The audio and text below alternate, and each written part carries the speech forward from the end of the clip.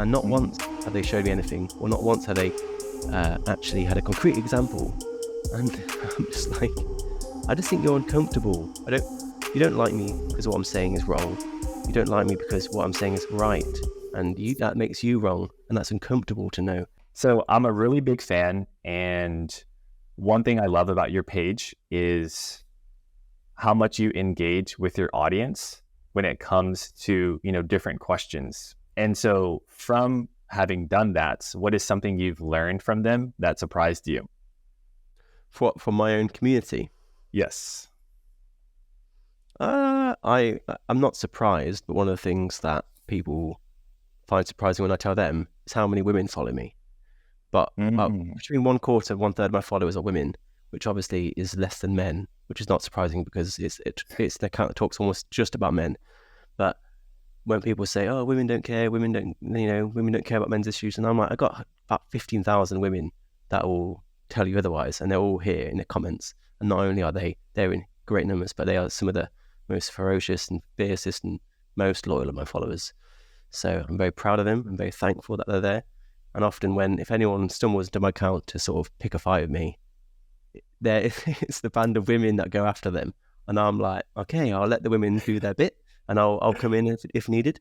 But very, very large contingent of very fierce, vocal women follow me, and that is not what people expect. And I like to remind people of that at any given opportunity. I know a lot of feminist accounts I talk to, I ask them about how it works for them, and they have about 10% men, perhaps at most, maybe even less. So for me to have 25, 30% women, hopefully is a reflection of women actually caring, but perhaps more so my ability to talk in a way that isn't so divisive and like women versus men. And I try to bring women into the conversation because I genuinely think women are the best campaigners. Like, women are excellent campaigners, very organized, very diligent, very hardworking. And you want them on your side if you want change, in my opinion. It's interesting to hear about how everyone's conception in the beginning is there's no way that you can have a good chunk of female following. And once they find that out, I'm sure that's very surprising and encouraging for them. When it comes to the ferocious female followers that you have, what is their perspective on kind of the greater issue of what's going on with men and men's mental health? Well, they can never speak from first-hand experience, but they do have first-hand experience of having men in their lives that they care about. There's a really great organization called the Men and Boys Coalition, and it's the tagline something like a coalition for men and the women that love them. And I'm like, what a lovely thought, like the idea that it's not just about men, because women obviously love men too. Women have plenty of men in their lives that are important to them, like fathers, brothers, especially sons. I get a lot of mothers saying, "Oh, I found your account and I'm a mother of two sons, and I really understand a little bit more about what they're going through, so thank you." And I always use a podcast as an opportunity to shout out my friend Susie Bennett, who is probably the most influential researcher into male suicide in the world, and she's a woman, and she's done better work than anyone I've met in my entire journey doing this account. Like, if there's one person who I'd like to shout out, it would be her. And and she has a lot of personal experience of male suicide, and I'm like, this isn't about only men can understand and only men can sympathize, because a lot of women have men in their lives that are important to them, and those women should be heard too. And they do understand. They maybe don't understand as men do or in the same way, but these things are important to them too. I completely agree that whether it's a man speaking, about a woman's perspective or a woman speaking about a man's perspective, of course, they'll never be able to know firsthand. I do think it's fascinating to, kind of get that third party perspective on, what their opinion is, kind of with the issues that they see.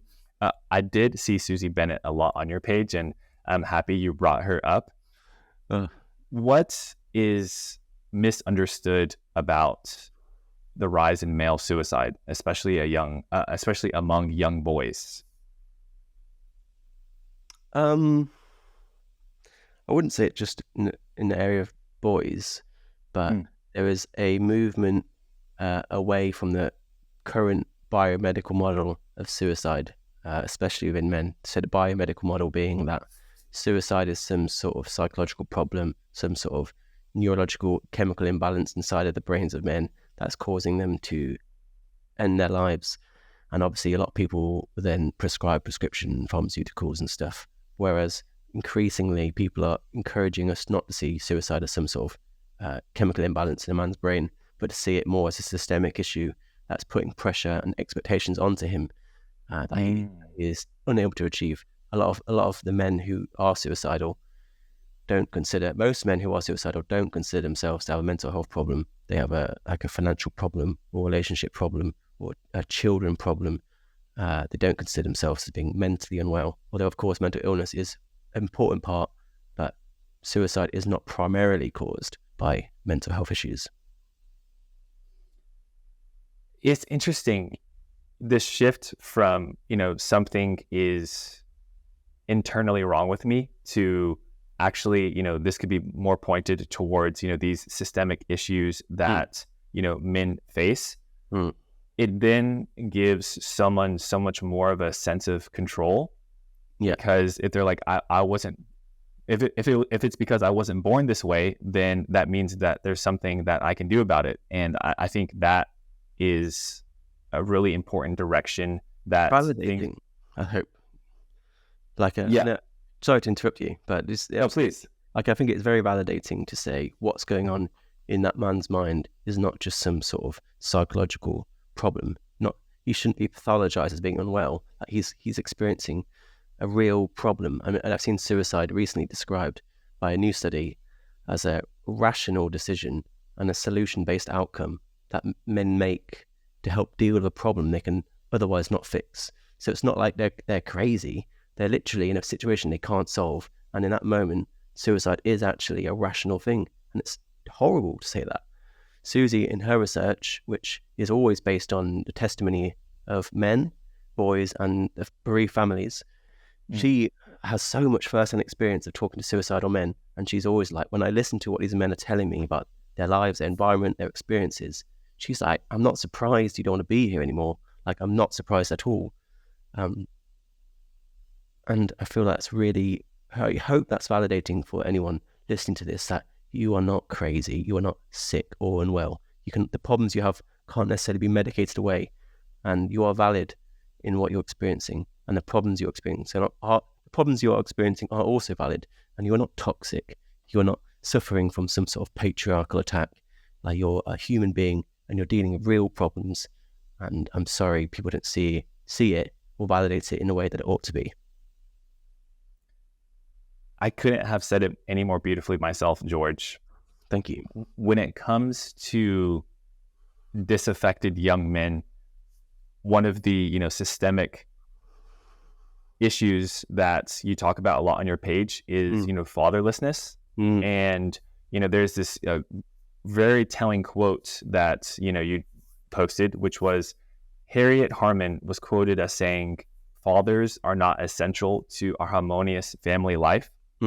And we know, kind of the statistics that happen in a young boy's life, if he grows up in a home without a father and all of the things that happen, down the line. If we try and steel man and, gain some sort of compassion for what Harriet said, where do we think that's coming from? Why do we struggle to have empathy for men, or why do we devalue their role in families? Yes. There's loads of people that would point to male disposability, which is how we see men, as their lives and health are just less valuable than women's. A lot of people say that is due to their lesser reproductive value, and that is a biological thing. And I do sort of hate this biological essentialist perspective. Well, there is some value to it, but the idea is that back in prehistoric times, a tribe could actually afford to lose the majority of its men, and the tribe would survive. So the men would go out to war, and they may not come back, and the tribe would continue. Whereas if that same proportion of women are lost, the tribe would probably be wiped out. Because obviously a single man or a group of men could actually repopulate a tribe, but a small group of women could not do the same if it were the other way around. I don't think that's really good enough. I feel like that is in part true, but I just think we have lived in a political climate that has continually divided, ignored, and just dismissed men and boys issues, or like diminished them for so long that just the idea of putting the words male disadvantage together, people will probably sign off this podcast just from hearing that. And I struggle to understand why those people feel that way, because I'm not one of them. But I just feel like we're indoctrinated into this idea of we only ever hear about the bad things men do, and we so rarely hear about the good things they do. We talk about a thing called gamma bias, which is a theory from the BPS. There's a cognitive distortion of masculinity where we simultaneously highlight or erase the male sex depending on what we're talking about. So we'll highlight the male sex in areas of perpetration and privilege. So we'll talk about male privilege and we'll talk about male violence, but we don't talk about the male sex in the same way in the area of victimhood. We rarely talk about male victimhood, and we rarely talk about male celebration. So we erase maleness in victimhood and celebration, and we highlight it in perpetration and privilege. And that is a very interesting theory by Martin Seeger and John Barry called gamma bias that I recommend reading more into.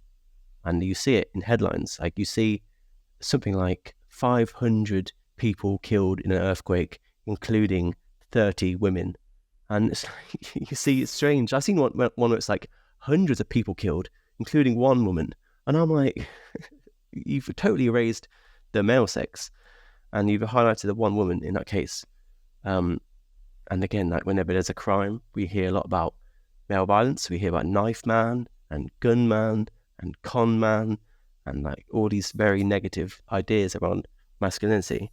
And then at the same time, in areas where there's heroism, like firefighters, we take away fireman and we call it firefighters, which is a good thing, and I think we should stick with that.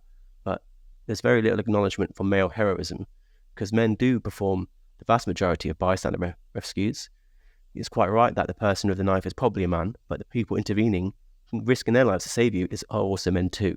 So it's interesting how we talk about that situation in like a very one-sided way, and I feel like that does a lot to damage the reputation and brand identity of men and boys. It's crazy to think about how in our language we have burned in phrases or ways of speaking that we don't even realize can, disaffect, an entire gender, this entire group of men. 500 people died, including one woman. Well, were the other 499 men? That's something I've never even thought about, but I read across it every day. And, from that, I can see how it shapes, my own language. Yeah. Yeah. Especially in like Iran, for example, where there's the revolution, which is a women's-led revolution, apparently. But 90% of deaths of the protesters are men and boys. Like the vast majority of protesters being killed are men and boys. All of those executed are men. And although women are paying the price too, it's strange how that's framed as a women's revolution when so many men are being killed and so many men are standing up for the women they love. And like you get to a point where in Time magazine, women in Iran were made the people of the year, which is fair enough. But then there's people in the magazine saying like, oh, I'm so proud of my Iranian sisters standing up for their rights in a braver way than any man ever could. And I'm like, there are plenty of men in Iran that are doing amazingly brave things and self-sacrificing things, and we never talk about them, but we should. I completely agree, and it's sad to think about their names being lost in history after sacrificing and giving up so much. One of the things that you talk about are, kind of the systemic issues that have led to, boys and men being more disaffected. And politics is a huge topic that you talk about on your page and how that affects the issue. One specific trend that I saw was the percentage of young boys, moving towards the right and leaving the left. Why do you think that migration is happening? I just think the right are doing a better job, or by no means a good job, in talking about the issues that I talk about. I mean, I was and still am a member of the left, but I struggle to talk about it so as proudly as I once did. But I just feel like the left are very much enamored by identity politics and groupthink, And I mean, I talk about it in terms of different failings. So the left are very much about men's issues are very much about individual failings, internal or internalized problems, not structural problems as affect women. The left often talk about there not being any biological basis for sex differences, which is not true, because men and women are different, and that is partly biological. The left are very much on the opinion of like pathologizing naturally occurring parts of masculinity under the guise of things like toxic masculinity. And the left are very much they see sort of discrimination, sexism only going one way, and that's to the impacting and harming women and girls. And that isn't the full truth either. Like, it goes both ways. Sexism hurts men and it hurts women. And those are just some of the failings I've seen on the left by my fellow lefties.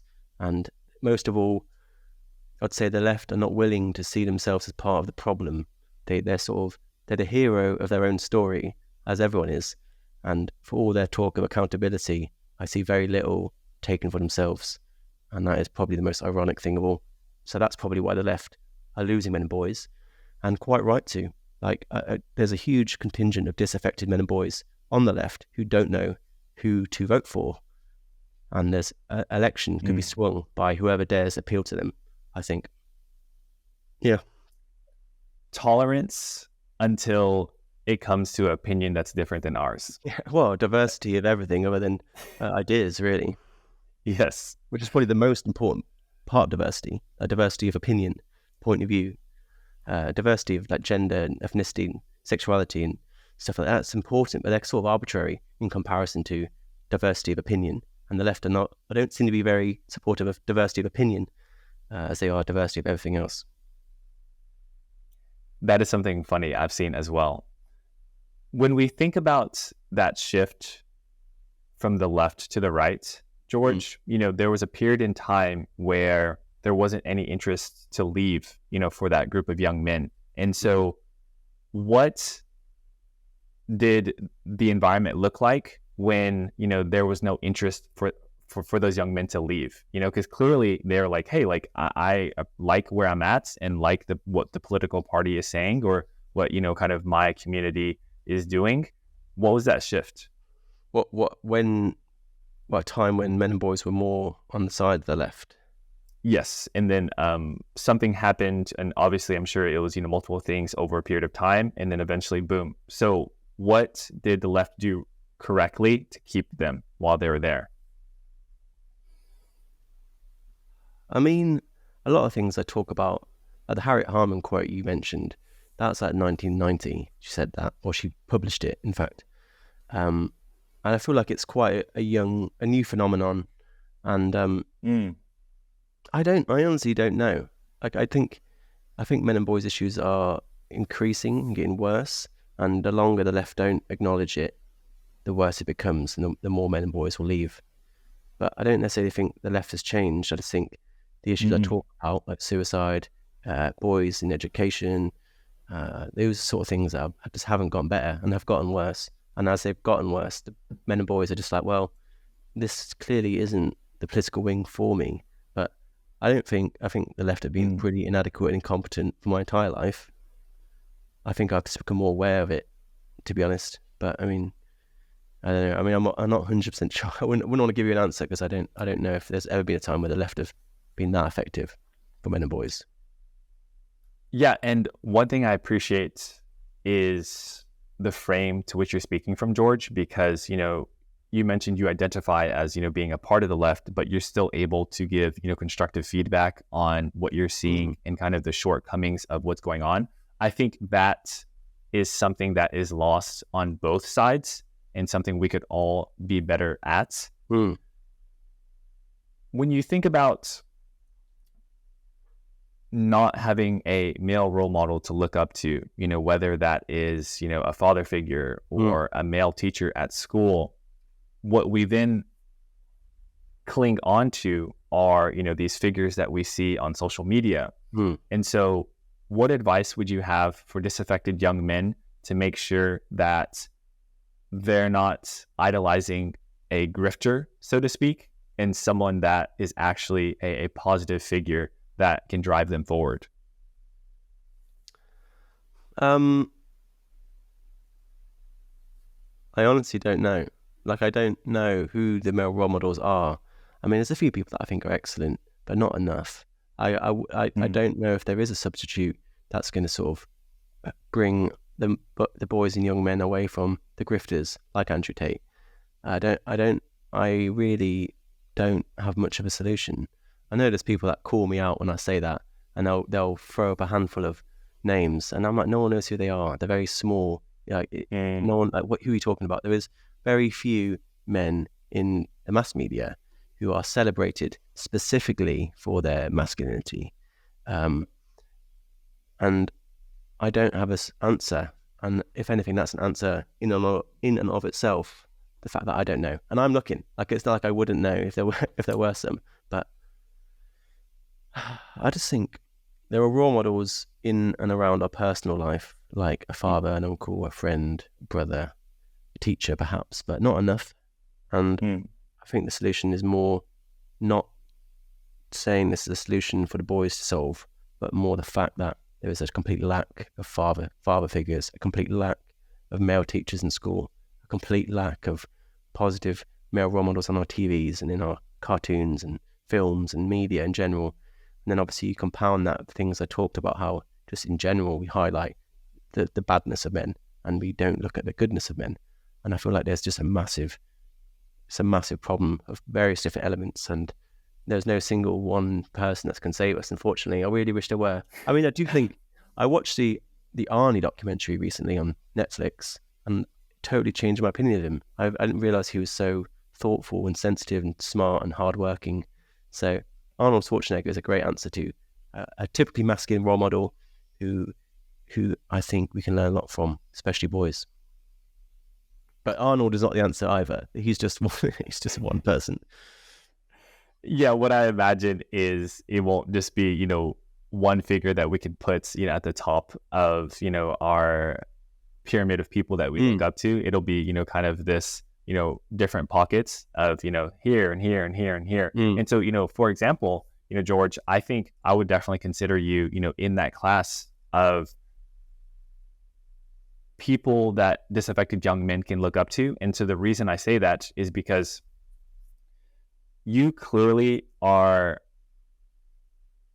very steadfast in the purpose and the work that you're doing. And that is something I can see that you take very clearly. When you kind of think about why this is so important to you, George, where does that come from? I just think I'm just very self-righteous, and I've got very thick skin, and I've spent a lot of my life learning different creative outputs, different creative skill sets, not just in design and copywriting as I show on TheTinMen, but in various like animation, filmmaking, photography, branding. I just think I have a wide set of creative skills. I'm extraordinarily self-righteous to my own detriment, and I don't give up easily, and I'm willing to take shit from left and right, from all sides. And I just fundamentally believe in never giving up on the things that you love, and I really, really enjoy my account, and I'm not going to stop anytime soon unless someone can prove me wrong. Like if anything, I mean, I talk about this often, and it's like there is very little reward for me in this account, like financially speaking. It takes a huge financial toll, emotional toll, social toll. Hang on 1 second. I'll just pause it 1 sec. No problem. 08, 1, 2, and another 08. Sorry. And that's okay. I'll rewind that. That's my fault. No worries. I'm saying that there's this my account takes a huge emotional, financial, time-based toll on me. Like, it doesn't make any rational, sense for me to keep doing it, especially not the amount of time I pour into it. It's only going to harm my career. It's only going to harm my friends and family. It's only going to push me away from people that actually like me. And in that view, I actually want someone to say the right combination of words or show me things in a certain way where I'm like, oh, I've been wrong all this time. I am wrong. I can't believe I got it. Everything I said doesn't matter. All the studies I found are not true.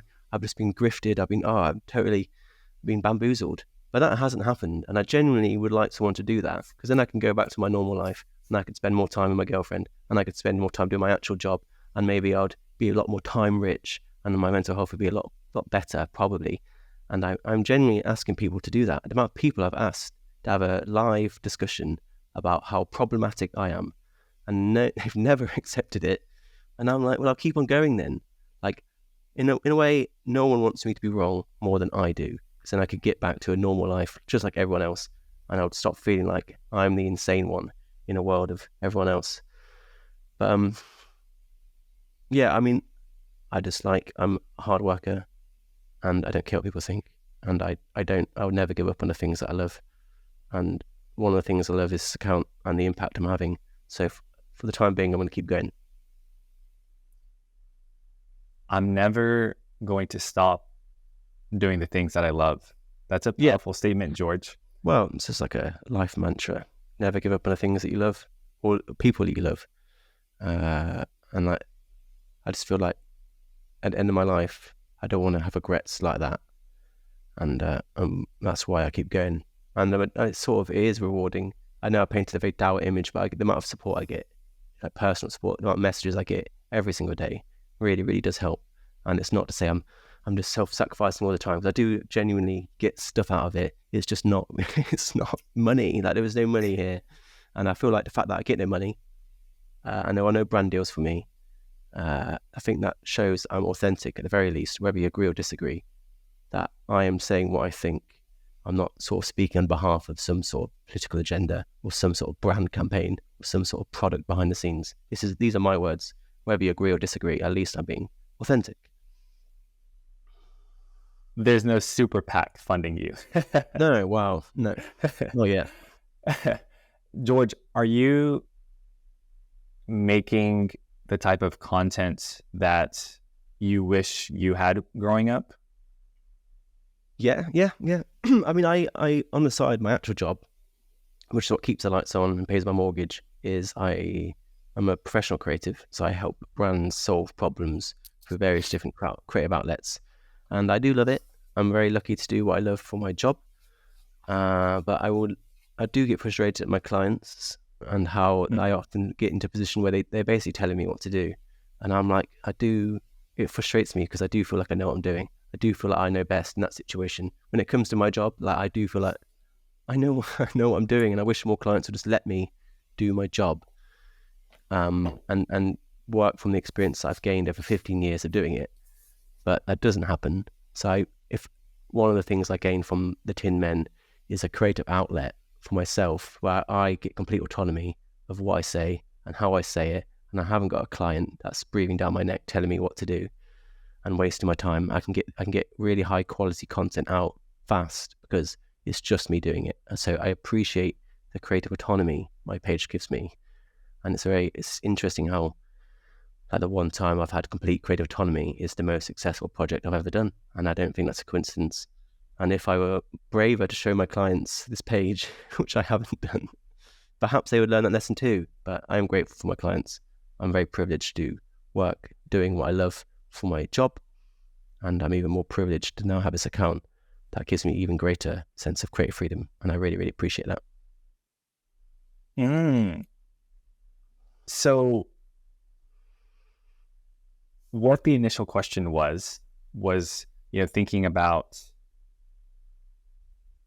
growing up for you, are you making the type of content that, you wish you had seen or had? And then the direction you took it was creative autonomy. And so I just wanted to make sure, was creative autonomy something that you feel like you lacked, and then now this is your time to kind of get to express that more? Yeah, no, 100%. But in terms of like the actual space I'm in, yeah, I saw another it's a huge gap in the market for really high quality, well sourced, well made, thoughtful, inclusive, but also unapologetic content around men and boys advocacy. I'm one of my biggest interests is like branding and how you can reposition an organization or movement through branding, through changing tone of voice, through changing color and design style and creative strategy. And I looked at men and boys advocacy, and I looked at the data, I looked at the studies and the incredible expert testimony that was supporting these huge issues. And I was like, why the hell is no one doing anything? Like, there were so many studies substantiating what I talk about, so many world-leading experts that are saying these very things, and the world is just not listening. Their head is buried in the sand. And I'm like, the data is there, the experts are there, the issues are relevant and huge and undeniable, and yet it's not resonating with people. So I was like, maybe that's a brand identity problem. Maybe someone like me is what that needs. Maybe I can take the same things and reorganize them in a different way that hopefully will unlock people's compassion and awareness for men and boys.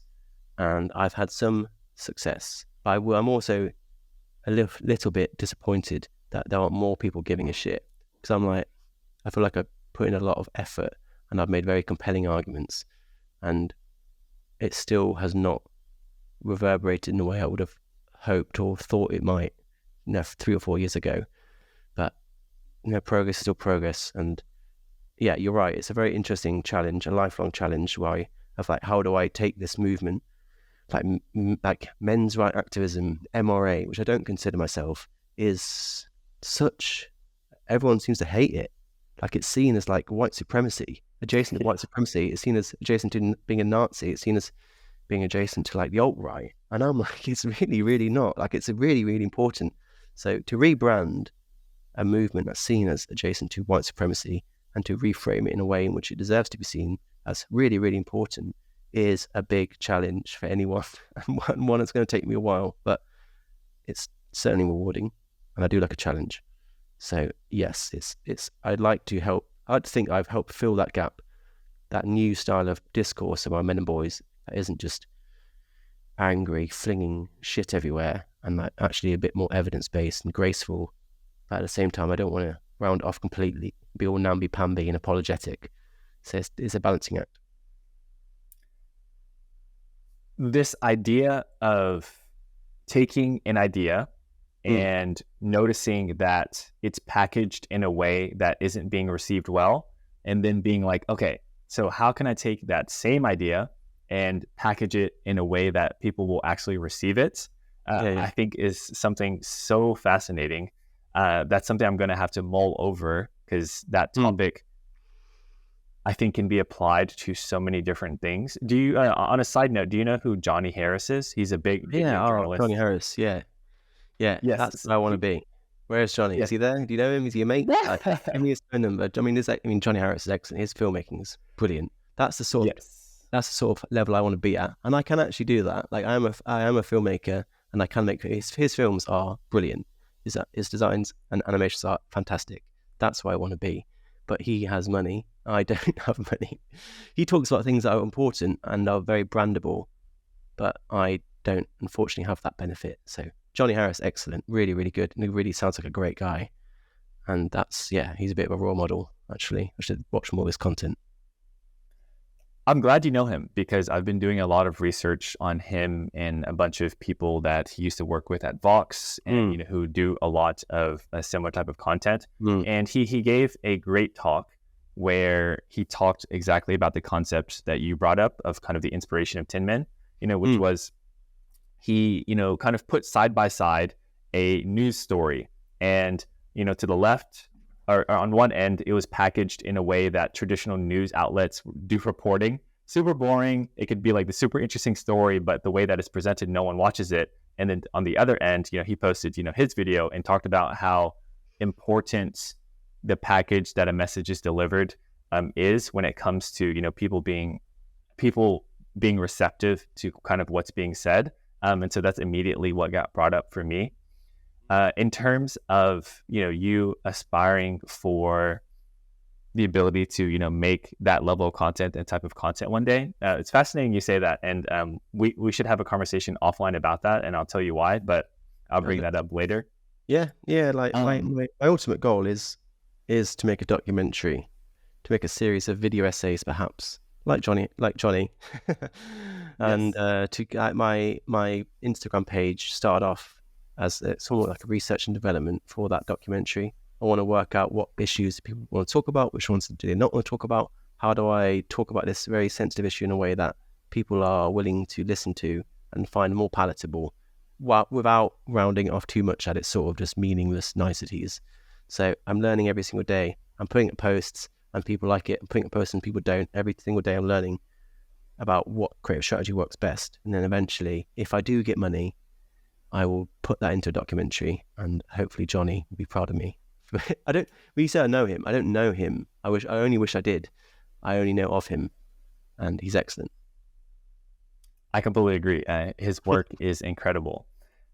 George, one of the greatest pieces of wisdom that I've heard is the people that we are most able to speak to are the people that we once were. Would you consider yourself a disaffected, or when you were younger, would you consider that younger version of George disaffected? I feel like I've definitely learned a lot. I feel like I do, I haven't thought about it that way, but I do feel like I'm talking to my former self maybe 10 years ago, that a lot of the things I'm undoing now and trying to not necessarily undo, but widen people's opinion. The opinion that I'm trying to widen is actually George circa 2020, 2010. Like, that's the person I'm speaking to. I don't think it's just me, and I take that as a huge compliment, saying that people I talk to are like me or who I was, because my community is excellent, and like to be compared to my community is a huge compliment. And the amount of people talking on there are very, very, very intelligent. Not all of them. There's always the occasional troll, but in general, the conversations happening on the page I think are excellent, and I'm very proud of him. So always scroll down to the comments after reading a post. I mean, I have changed my mind over time. I was very much of the opinion of, male privilege and men's issues don't exist, and domestic violence is a gendered issue, and patriarchy XYZ, and I was almost brought around to the idea of toxic masculinity at one point. And then over the last 5 years, perhaps, especially since lockdown, I've really put more time into understanding in good faith these catchphrases I'd throw out there. And I found out a lot of them are just not true, or not completely true. And unfortunately, a lot of my friends who were friends with the former version of myself just don't want to be my friend anymore. And I'm like, that's fine. That's a sacrifice I'm willing to make. But yeah, I think I have slowly grown. I wasn't always this way. And I think I've had my mind changed a lot. And I'm looking forward to changing it again for the rest of my life. You mentioned losing friends along the way as a result of standing up for what you believe in. Yeah. How did that feel, George? I mean, it's sad, but at the same time, they were clearly not my friends anyway. Like, someone that's going to stop being my friend because of things I believe, things that are not like misogynistic. For someone to not be my friend as a result of that, I would be like, you're just thin-skinned and very politically brittle. And I don't want people in my life that can't have honest conversations. And I would often ask these people, like, okay, I've said something you don't like. Can you please show me what it is I've said?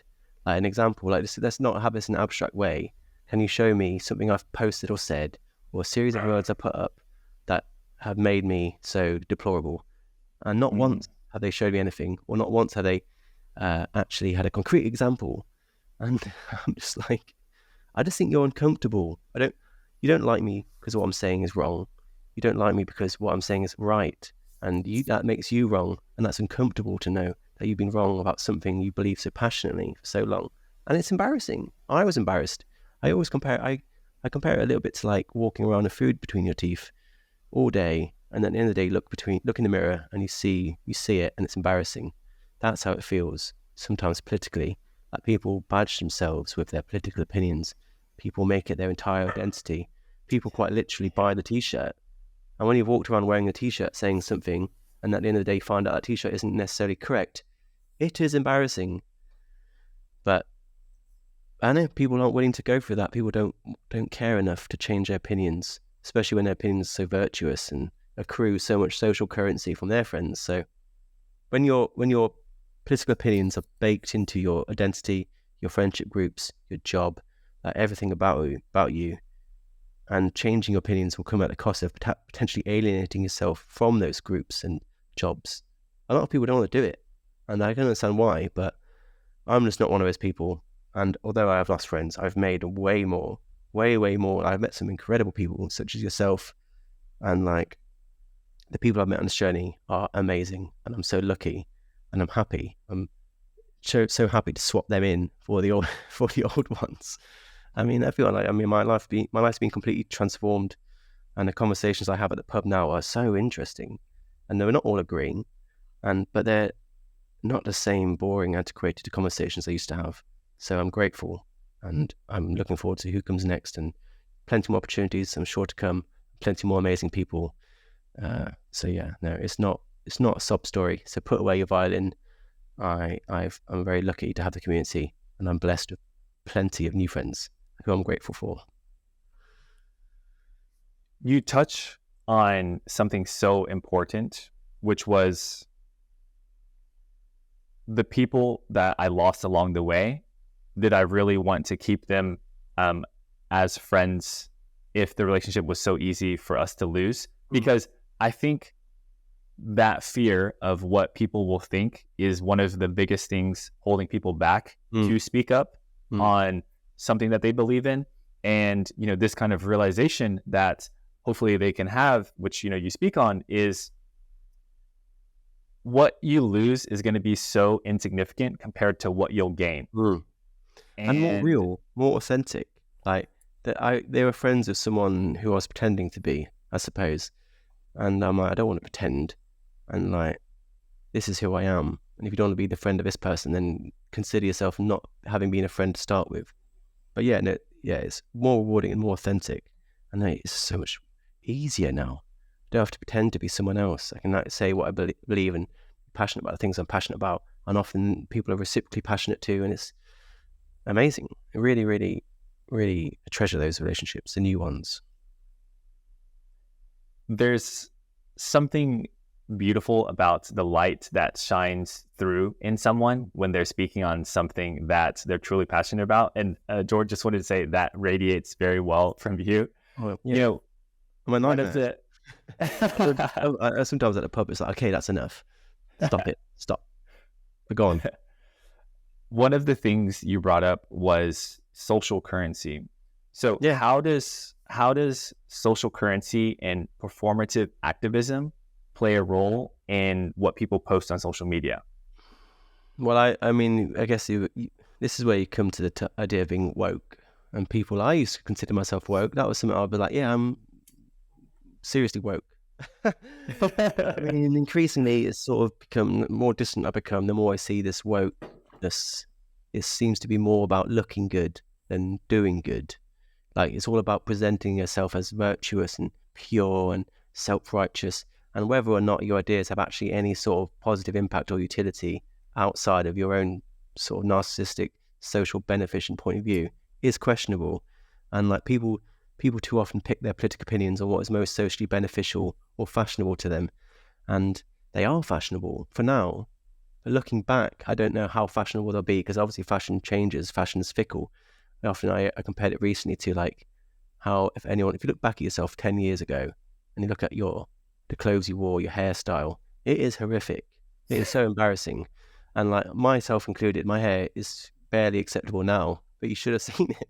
You should have seen it back then. You should have seen what I wore. And at the time, I thought that was a great hairstyle. At the time, I thought I was the coolest cat in the neighborhood. But looking back, I'm like this. I'm like, oh, I cannot believe I wore a full piece velour tracksuit to college. Genuinely, it's embarrassing. And I wonder, is that same phenomenon going to be true when we look back at our political opinions of today? And we're like, I can't believe I said that. I can't believe I tweeted that. And I'm continually thinking I want the future version of myself to be proud of who I am today. And I feel like there's going to be a lot of people looking through their fingers and just shaking their head at the things they've done today, 10 years, 20 years from now. Because that's how fashion changes. And if you wear your political ideas as a fashion accessory, which people seem to do, when that fashion changes, you're going to look kind of silly. You're going to be the equivalent of the velour tracksuit I used to wear, but more embarrassing, if anything. If that's possible. God, honestly, it was horrific. Seriously bad. Seriously bad. Did you grow up on MySpace, George? Yeah. Yeah. MySpace and Facebook. Okay, the reason I say is because looking back at statuses that I posted when I was like in middle school and high school are so cringe.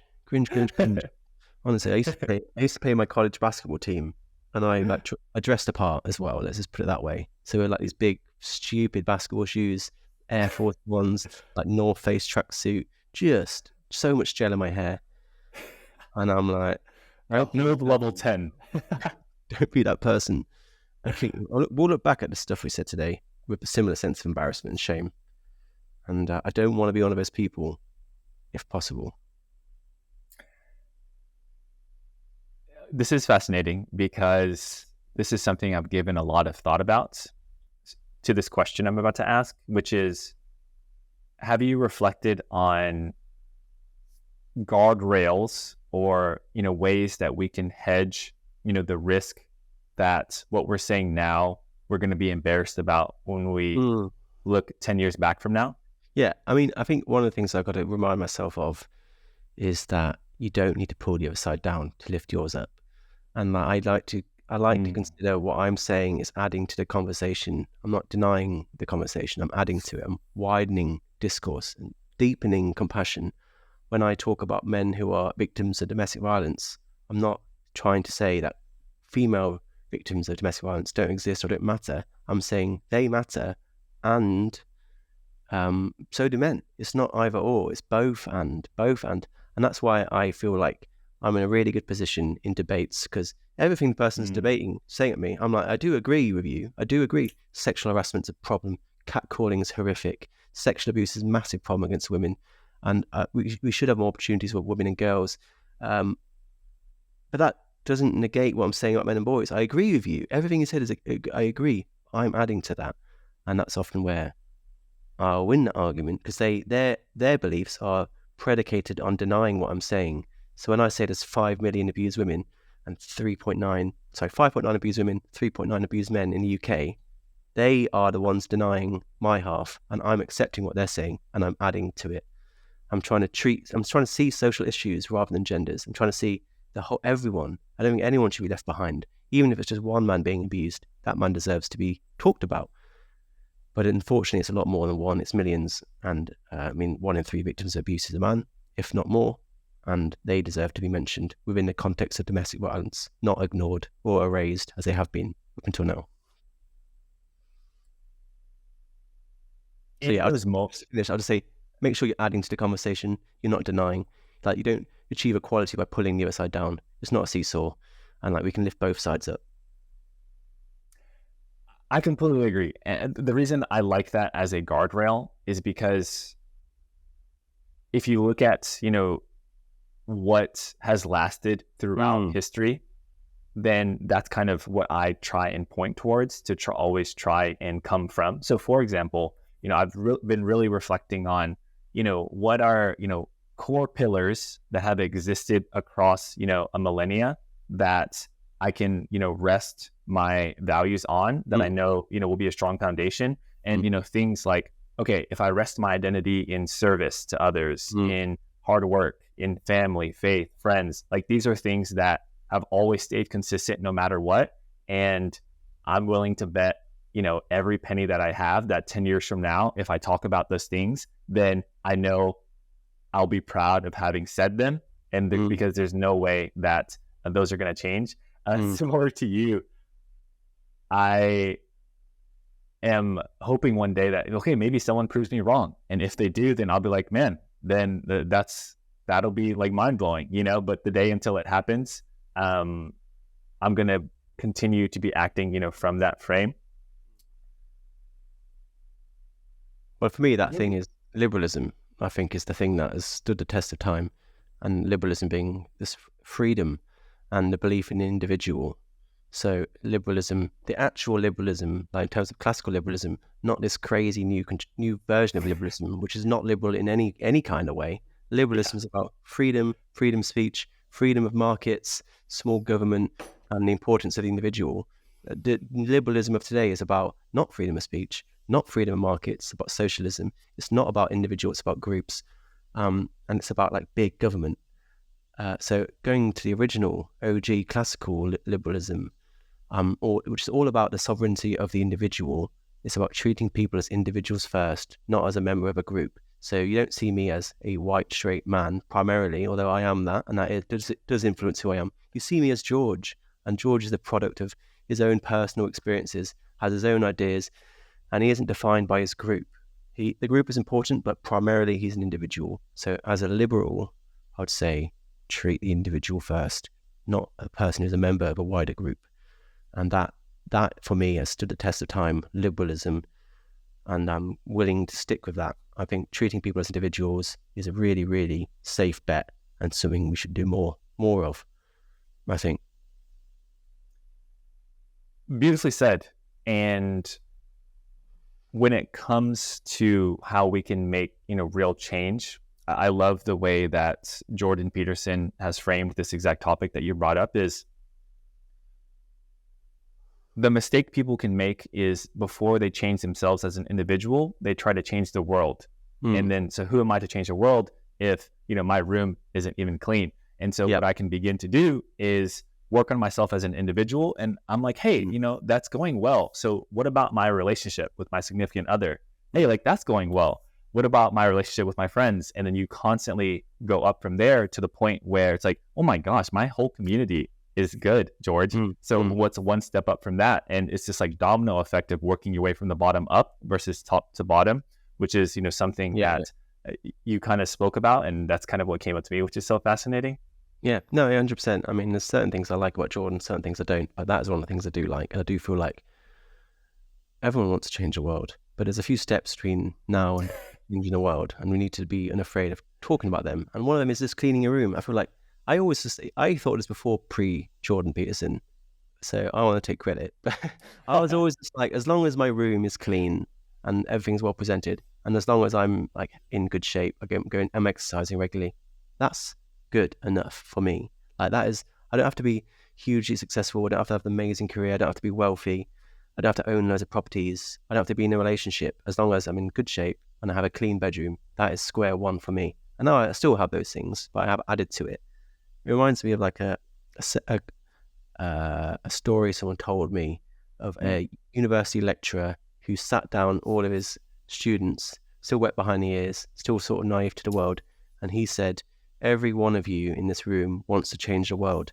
And that's great. That is why you're here. But I want you all to know it's okay if you change the world for just one person. And it's okay if that person is you.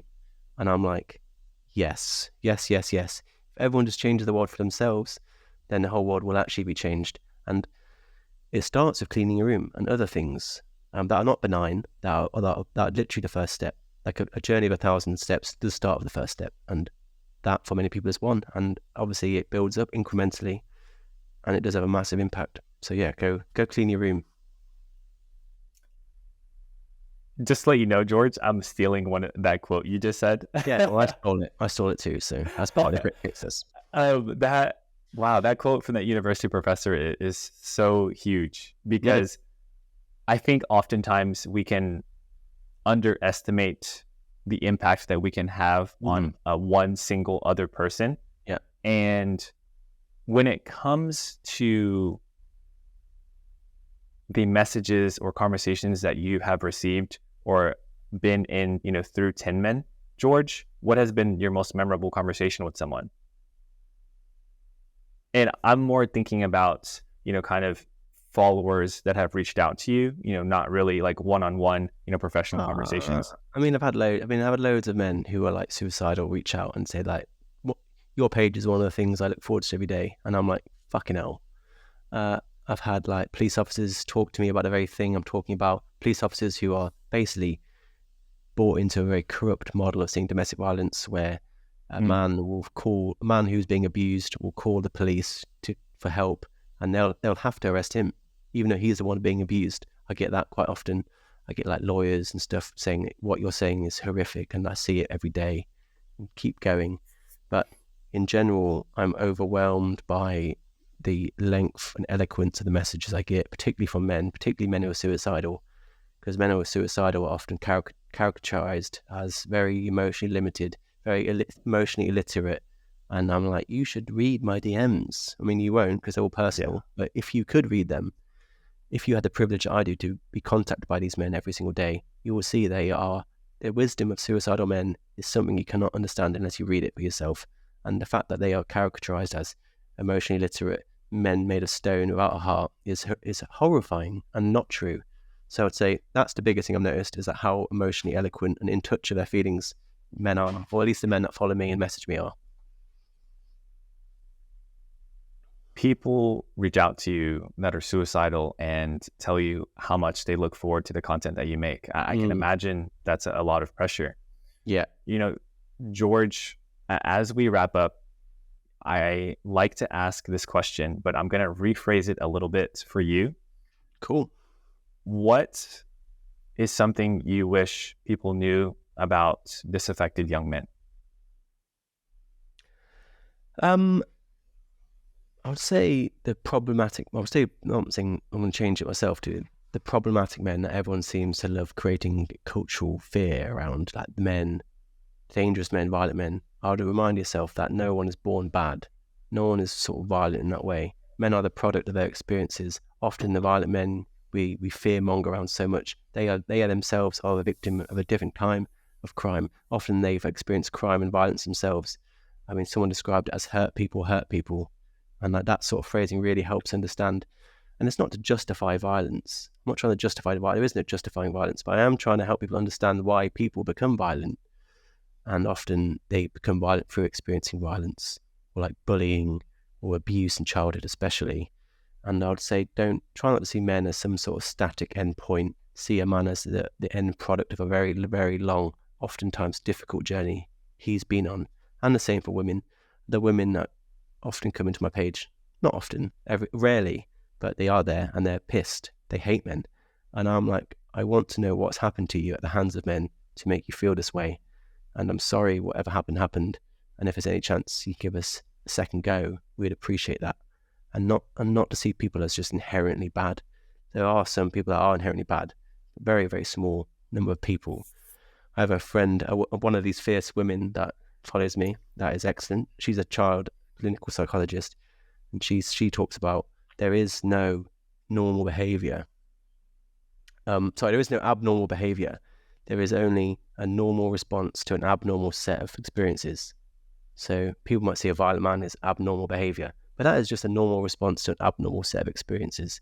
So instead of seeing his behavior today, ask yourself, what might he have experienced in his lifetime to make him this way? And I'd extend that to women too. I mean, everyone's the product of experience, including myself. So just grant people a bit more good grace and see them as a product of a lifetime of good and bad experiences. If that's not too long of an answer to your question, or too profound. It could never be either, George. George, thank you so much for being an important voice that is needed in media, especially social media right now. So thank you. Thank you. I'm just trying my best. And thank you for having me. Give me the time.